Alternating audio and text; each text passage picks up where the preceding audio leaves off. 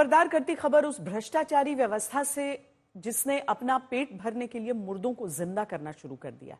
लखनऊ में 1.5 साल पहले कैंसर से जान गंवाने वाले शख्स को भ्रष्टाचारियों ने अब कागज पर जिंदा किया और 70 लाख की जमीन बेच दी।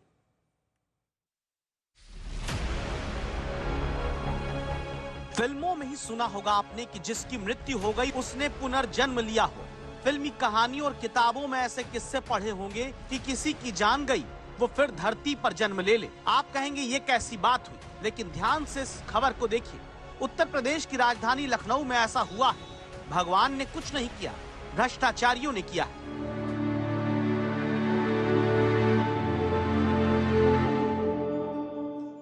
उत्तर प्रदेश की तहसीलों में बैठे वो भ्रष्टाचारी जो जमीन माफिया के साथ मिलकर विमला सिंह जैसी महिलाओं को रुला रहे हैं, वो भ्रष्टाचारी जिनके खिलाफ दस्तक अगर नहीं दी गई तो न जाने लखनऊ की विमला सिंह जैसी कितनी महिलाओं के जीवन का सहारा बनी जमीन पर जालसाजी हो जाएगी। लखनऊ की मोहनलालगंज में विमला सिंह के पति अवध राज सिंह की मृत्यु 1.5 साल पहले हुई, लेकिन उनके पति को कागज पर जिंदा करके भ्रष्टाचारियों ने जमीन हड़प ली, जिन्होंने लखनऊ के पास निगोहा में 70 लाख रुपए की कीमत की एक जमीन जीवित रहते खरीदी। फरवरी 2023 में विमला सिंह के पति अवध राज सिंह की मृत्यु ब्लड कैंसर से होती है। फिर एक दिन जमीन के बारे में पता करने उनका परिवार जाता है तो अवध राज सिंह की मृत्यु के 1.5 साल बाद जुलाई 2024 में उन्हें कागज पर करप्शन खोरों ने जिंदा किया और दूसरे लोगों को जमीन भी बिकवा दी गई। पति की डेथ 2023 फरवरी में हुई और हम लोग को पता चला 2024 16 जुलाई को और ये हैतरामपाल जी ने खरीदी है और इसमें 2 लोगों का गवाह है। अब ये परिवार पूछता है कि 3 बच्चों की जिम्मेदारी जमीन के जिस टुकड़े से पूरी होनी थी वो कौन वापस दिलाएगा, जहां सरकारी दफ्तर के भ्रष्ट अधिकारी और भूमाफिया जमीन की जमीन निगल जाते हैं।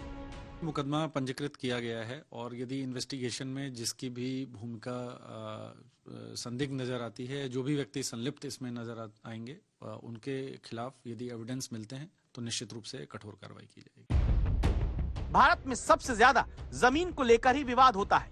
भारत की अदालतों में जमीन विवाद के ही सबसे ज्यादा केस पेंडिंग रहते हैं, क्योंकि जहां जिंदा को मुर्दा और मुर्दा को जिंदा करके जमीनें भ्रष्टाचारी अजगर निगलते हैं, वहां जमीन के इस मकड़जाल में भूमाफिया और जालसाजों के साथ इलाके के लेखपाल से लेकर तहसीलदार और रजिस्ट्री करने वाले अधिकारी तक शामिल होते हैं, जिनके ऊपर जिम्मेदारी होती है खरीदार और बेचने वाले की सही पहचान करना।